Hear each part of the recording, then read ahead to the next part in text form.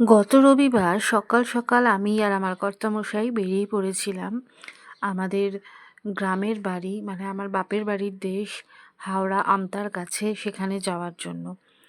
ভোরবেলা উঠে বেরিয়েছি, কুয়াশা ঘেরা চারিদিক শহর। খুব ভালো লাগছিল, কিন্তু মারাত্মক ঠান্ডা ছিল, কারণ ওই লাস্ট স্যাটারডে আর সানডে একটুও রোদ ওঠেনি। তো সে যে কি চিলিং ঠান্ডা ভোরবেলা, সেটা বোধহয় যারা বাইরে না বেরোয় তারা টের পাবে না।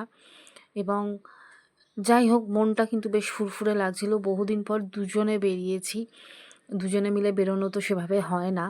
তো যাই হোক, আমরা বাই বাসই যাচ্ছিলাম।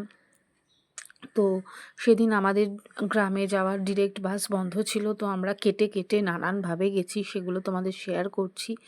এখন আমরা যাচ্ছিলাম বালি ব্রিজের ওখান দিয়ে দক্ষিণেশ্বর ক্রস করে। তার কিছু ফুটেজ, কিন্তু ফুটেজ আর কি বলবো, এত কুয়াশা, পাশে যে গঙ্গা আছে বলে মনে হচ্ছে না। দেখো, দেখে মনে হচ্ছে বোধহয় আকাশ, মানে আকাশ আর গঙ্গা মিলেমিশে একাকার হয়ে গেছিলো। মারাত্মক ঠান্ডা, এবং বাসে জানলা দরজা বন্ধ থাকলেও বেশ শীত করছিল আমাদের। আমরা ওই বাসে এসে নেমেছিলাম রানীহাটির মোড়ে, যেটা ধুলাগড় টোল প্লাজা যে পড়ে তার খানিকটা পরেই পড়ে।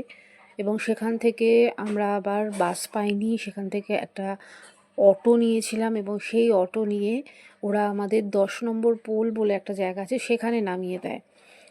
এবং সেখানে নেমে তারপরে আবার আমরা একটা টোটো ধরি এবং টোটো ধরে যাই। সেদিনকে যেহেতু সানডে ছিল, প্রচুর পিকনিকে যাওয়ার লোকজন এবং পিকনিকের বাস গাড়ি আমরা সব দেখছিলাম। এবং কুয়াশার লেভেলটা দেখো একবার, মানে তাহলেই বুঝতে পারবে যে গ্রামের ঠান্ডা কীরকম লাগে। এই অটো থেকে নেমে আমরা আবার একটা টোটো রিজার্ভ করে নিয়েছিলাম এবং রিজার্ভ করে যাচ্ছিলাম। অটোতে যখন ছিলাম তখন তো একরকম, আর টোটোতে যা ঠান্ডা লেগেছে মা গো, বুঝতেই পারছো এই ঠান্ডার মধ্যে কিভাবে আমার চুল উঠছে। চিলিং চিলিং, পুরো ফ্রিজ হয়ে যাচ্ছিলাম। এবং আমি খুব একটা ওই মাথায় টুপি ফুপি পরি না, বাট সেদিনকে পরতে বাধ্য হয়েছিলাম। যাই হোক, এরপর আমরা পৌঁছে গেছিলাম ভেন্যুতে। আমাদের পুরনো বাড়ি, গ্রামের বাড়ি, সেখানেই হচ্ছিল। দেখো, ওর নাম হলো সমৃদ্ধ। কি কিউট আমার নাতিবাবু। আমার মায়ের কোলে এটা, আর এটা ওর মায়ের কোলে, মানে আমার বৌমা হয় মৌ, ভীষণ মিষ্টি মেয়ে। আর এটা ভাইপো। আর কি সুন্দর একখানা চকলেট কেক আনা হয়েছিল, খুব মিষ্টি। বাচ্চারা তো একদম লাইন দিয়ে দাঁড়িয়ে পড়েছিল কেক কাটা এবং খাওয়ার জন্য। তো এই মুহূর্তগুলো তোমাদের সাথে ভাগ করে নিলাম, আর আমার স্মৃতির খাতাতেও তোলা রইল। তোমাদের কেমন লাগলো আজকের আমার এই ছোট্ট মিনি ভ্লগ জানাতে ভুলো না।